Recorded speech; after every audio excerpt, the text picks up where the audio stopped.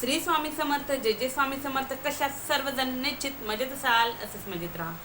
पहा, आपण एखाद्या व्यक्तीवरती खूप प्रेम करतो, अगदी त्या व्यक्तीशिवाय आपला दिवसही ढळत नाही किंवा त्या व्यक्तीशिवाय आपल्याला काही सुचतही नाही. भले ती व्यक्ती मग आपला नवरा असो, आपली बायको असो, आपली मैत्रीण असो, आपली कोणीही घरातील बहीण असो, भाऊ असो किंवा तुमची सासू असो, सासरे असो किंवा कोणीही. पहा, बहुतेक वेळा असं होतं की एखादी व्यक्ती अशी असती की ती आपल्या घरातीलही नसती, ती आपल्या नात्यागोत्यातीलही नसती, तरीही त्या व्यक्तीवरती आपला एकदम जीव दडलेला असतो. अगदी त्या व्यक्तीशिवाय आपल्याला जमतही नाही आणि सुचतही नाही. अगदी त्या व्यक्तीसाठी आपण आपलं पूर्ण जे काही लाईफस्टाईल आहे तीही चेंज करायला तयार असतो. इव्हन आपण करतो पण भरपूर चेंजेस वगैरे आपण आपल्या जीवनामध्ये करतो, तरीही ती व्यक्ती आपल्याला धोका देऊन किंवा फसवून आपल्यापासून दूर जाते किंवा आपल्या बरोबर शत्रुत्व स्वीकारते. भले काही झालेलं नसतं, काही छोटे मोठे गैरसमज असतात, वादविवाद असतात, पण तरीही अगदी ते नातं तुटण्यापर्यंत जातं. बहुतेक वेळा असं होतं, पहा, प्रियकर असो, प्रियसी असो, छोटे मोठे गैरसमज होऊन त्यांची नाती तुटतात. तसंच नवरा बायकोचं सुद्धा नातं असतं, छोटे मोठे गैरसमज, छोटे मोठे वादविवाद होऊन नाती तुटतात किंवा एकमेकांना ते रडवतात, एकमेकांना शिव्या श्राप देतात. म्हणजे बहुतेक वेळा जर पाहायला जर गेलं तर आपण आपल्या घरातीलच व्यक्ती आपल्याला कंटिन्यू रडवते किंवा घरातीलच व्यक्ती आपल्याला नाकारते, आपल्याला झिडकारते किंवा आपल्याला शिव्या श्राप देते. आपल्या उद्योग व्यवसायातील एखादा व्यक्ती असो, समजा आपण त्याला पार्टनर म्हणून आपल्या सोबत घेतलेला आहे, आपला छोटा उद्योग व्यवसायाचा आहे, तो आत्ता कुठं नावारूपास येत आहे, परंतु त्याच वेळेस अगदी पार्टनर आपल्याला धोका देऊन आपल्यापासून दूर जातो. किंवा आपण नोकरी करत असू तर नोकरीच्या ठिकाणी सुद्धा आपल्याला भरपूर वेळा त्रास दिला जातो. त्या नोकरी करण्यामध्ये किंवा तो त्रास देणारा जो कोणी व्यक्ती असेल त्या व्यक्तीचं आपलं दूर दूरपर्यंत काहीच घेणं देणं नसतं, तरीही त्या व्यक्तीकडनं आपल्याला त्रास होतो. भले आपला तो बॉस असो, भले आपला कलिग असो किंवा कोणीही असो. समाजामध्ये सुद्धा बहुतेक वेळेला आपल्याला अपमान कंटिन्यू सहन करावा लागतो. आपण कुणाच्या आदत मदत नसतो तरी आपल्याला त्रास दिला जातो. त्याचप्रमाणे आपले शेजारी पाजारी असतील, त्यांच्याशी तर धड बोलणंही होत नाही, काही नाही, पण तरीही ती लोक विनाकारण आपली निंदा नालस्ती करतात, आपल्याला अपमानित करतात. जर तुमच्या बाबतीत सुद्धा असं घडत असेल तर समजून जा, आजचा हा जो उपाय आहे हा खास तुमच्यासाठी आहे. हा जो उपाय आहे हा खूप लाभदायक सर्वांसाठी ठरणार आहे, म्हणून तुम्ही हा उपाय करू शकता. उपाय कसा करायचा, काय करायचं ते सांगणार आहे. तत्पूर्वी जे कोणी आपल्या चॅनलवरती नवीन असाल, अजून आपल्या चॅनलला सबस्क्राईब केलं नसेल तर आपल्या चॅनलला सबस्क्राईब करा, बेल आयकॉन ऑन करा, जेणेकरून असे छान छान व्हिडिओ तुमच्यापर्यंत येतील आणि तुमच्या जीवनाची सोनं झाल्याशिवाय राहणार नाही. व्हिडिओ स्किप न करता शेवटपर्यंत पहा, म्हणजे निश्चितच संपूर्ण माहिती तुमच्यापर्यंत पोहोचली जाईल. तर हा जो उपाय आहे हा उपाय तुम्हाला शक्यतो शनिवारी करायचा आहे. आता सतत शनिवार गेला काही हरकत नाही, कोणत्याही शनिवारी केला तरीही चालतो किंवा बुधवारी जरी तुम्ही हा उपाय केला तरीही चालणार आहे, काही हरकत नाही. त्याचप्रमाणे तुम्ही अमावस्येला सुद्धा हा उपाय करू शकता. पहा, 4 अमावस्या किंवा 4 शनिवार किंवा 4 बुधवार तुम्हाला हा उपाय करायचा आहे. आता उपाय कोणी करायचा, तो घरातील कोणीही जरी हा उपाय केला तरीही चालणार आहे. अगदी म्हणजे जेंट्सने केला किंवा बाईने केला किंवा माणसाने केला, पुरुषाने जरी केला तरीही चालणार आहे. कोणीही हा उपाय करू शकतो. उपायासाठी साहित्य केला ना तेही सांगणार आहे. पहा, सकाळी हा उपाय करता येणार नाही तर हा जो उपाय आहे हा तुम्हाला सूर्य मावळल्याच्या नंतरनं, म्हणजे अगदी 7च्या नंतरनं, रात्री झोपण्यापूर्वी हा उपाय तुम्हाला करायचा आहे. दिवसा तुम्हाला हा उपाय करता येणार नाही. सूर्य मावळल्याच्या नंतरनं, म्हणजे थोडासा अंधार झाल्याच्या नंतरनं हा उपाय करायचा आहे. आता उपायासाठी काय काय साहित्य घ्यायचं, तर उपायासाठी तुम्हाला एक लोखंडी भांडं घ्यायचं आहे. मग तुमच्याकडे जे कोणते लोखंडी भांडं असेल, तुमच्याकडे तवा असेल लोखंडी, तवा घ्या. तुमच्याकडे लोखंडी कढई असेल, कढई घ्या, किंवा लोखंडी जे तुमच्याकडे भांडं आहे ते तुम्ही घेऊ शकता. आता मी तुम्हाला एक्झाम्पल म्हणून हा लोखंडी तवा नाही, पण एक्झाम्पल म्हणून मी तुम्हाला सांगते. अशा प्रकारचा एक लोखंडी तवा तुम्हाला घ्यायचा आहे. आता आपल्याला बाजारामध्ये सहजरित्या मिळतो, बहुतेक लोकांच्या घरामध्ये सुद्धा असतो. माझ्याकडे लोखंडी कढई आहे, पण मी आता ती तुम्हाला दाखवू शकत नाही, भांड्यांमध्ये आहे. तर सांगण्याचं तात्पर्य असं, तुम्ही कढई घ्या किंवा लोखंडी तवा जरी घेतला तरी चालणार आहे. त्यानंतर तुम्हाला लागणार आहे कोळसा. पहा, तुम्ही जर घरामध्ये चूल वगैरे जर पेटवत असाल तर निश्चित तुमच्याकडं कोळसा असेल. समजा तुमच्याकडं कोळसा नाही आहे तर पहा, जे ते याच्यावाले असतात, फुटाण्यावाले वगैरे जी लोक असतात त्यांच्याकडे त्यांच्या गाडीवरती कोळसा सहज मिळतो. त्यांना तुम्ही 2-3 रुपये जरी दिले तरी ते तुम्हाला एक कोळसा सहजरित्या देतील. तुम्हाला या उपायासाठी कोळसाच घ्यायचा आहे. त्यानंतर तुम्हाला लागणार आहे अर्ध लिंबू या उपायासाठी लागणार आहे. आणि एक वात फुल वात घ्यायची नाही, तर अखंड वातीसाठी सारखी जी मोठी वात असते ती मोठी वात घ्यायची आहे. पहा, कॉटनची म्हणजेच कापसाची जर तुम्ही वात घेतली तरी चालणार आहे, किंवा तुमच्याकडे एखादा काळ्या रंगाचा कपडा असेल तर काळ्या रंगाच्या कपड्याची जरी तुम्ही वात केली तरीही चालेल, किंवा काळ्या धाग्याची जरी तुम्ही वात केली तरीही चालणार आहे. परंतु तो काळा धागा हा सुती असावा, कॉटनचा असावा, एवढं मात्र लक्षात घ्या. नाही तर इतर धागे लगेच हे होऊन जातात, जळून जातात. म्हणून शक्यतो कॉटनची जरी घेतली तरीही चालणार आहे. आता काय करायचं, तर हे जे तवा तुम्ही घेतलेला आहे, या तव्यावरती तुम्हाला जी व्यक्ती त्रास देते, जे व्यक्तीने तुमच्याबरोबर शत्रुत्व घेतलेला आहे, किंवा जी व्यक्ती तुमच्यापासून दूर गेली आहे, जी व्यक्ती तुम्हाला त्रास देत आहे, तुम्हाला नाकारत आहे, तुम्हाला कंटिन्यू रडवत आहे, तुम्हाला शिवाय श्राप देत आहे, ती व्यक्ती, मग ती तुमच्या घरातील असो, तुमच्या शेजारची असो, तुमच्या उद्योग व्यवसायातील असो, किंवा कोणतीही व्यक्ती असो, तर त्या व्यक्तीचं तुम्हाला वरती इथे नाव लिहायचं आहे. आता समजा मला एखादी व्यक्ती त्रास देते, तर त्या व्यक्तीचं नाव आहे समजा करण, तर मी वरती लिहिणार करण, आणि खाली त्याबरोबर करण नावाच्या खाली बरोबर तुम्हाला लिहायचं आहे शत्रुत्व. आता वरती नाव लिहिलं करण, तर खाली लिहिणार शत्रुत्व.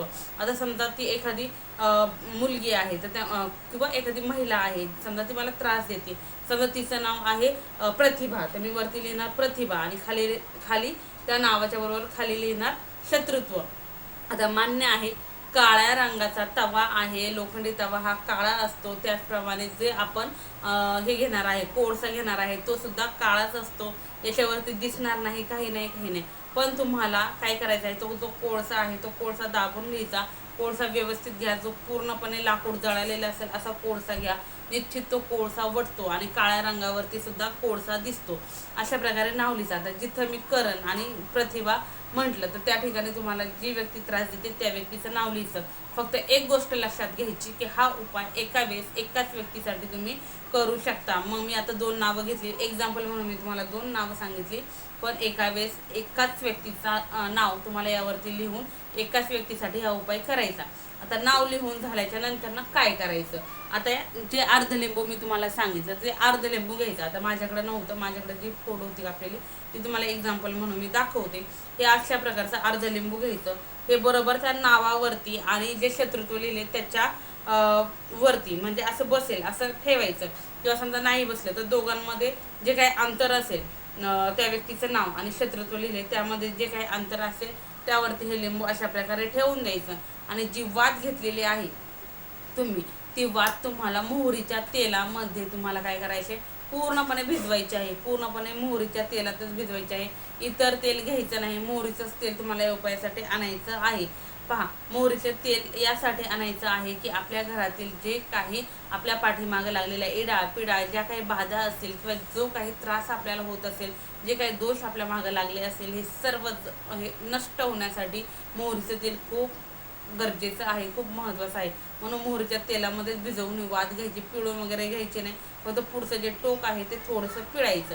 आता यानंतर ना काय करायचं की ही जी वात आहे ही वात तुम्हाला प्रज्वलित करायची.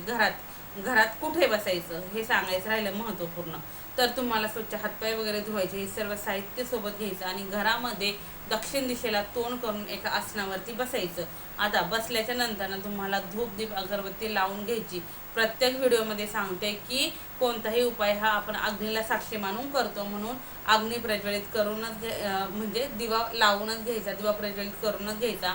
आणि अगरबत्ती किंवा धूप जर तुमच्याकडे असेल तर ती सुद्धा तुम्हाला लावून घ्यायची आहे. आता त्यानंतर समजा तुमच्या घरातील तुमच्या मिस्टरांना तो त्रास आहे, मिस्टरांना एखादी व्यक्ती त्रास देते, किंवा तुमच्या मुलांना त्रास आहे, किंवा तुम्हाला स्वतःला त्रास आहे, तुमच्या सासूला तुमच्या सासऱ्यांना किंवा इतर कुणाला त्रास आहे, तर आता काय करायचं, तर त्या व्यक्तीला सुद्धा दक्षिण दिशेला तोंड करून बसवायचं आणि ही वात प्रज्वलित करायची. आणि त्या व्यक्तीवरून तुम्हाला 7 वेळेस काय करायचं आहे, हे उतरवून घ्यायचं आहे. अगदी डोक्यापासून पायापर्यंत हळूवारपणे उतरवून घ्यायचं आहे. कारण लिंबू आहे, अर्ध कापलेलं आहे, ते असं हे पहा, हे कसं गटांगळ्या खाते, असं गटांगळ्या खाऊ शकतं.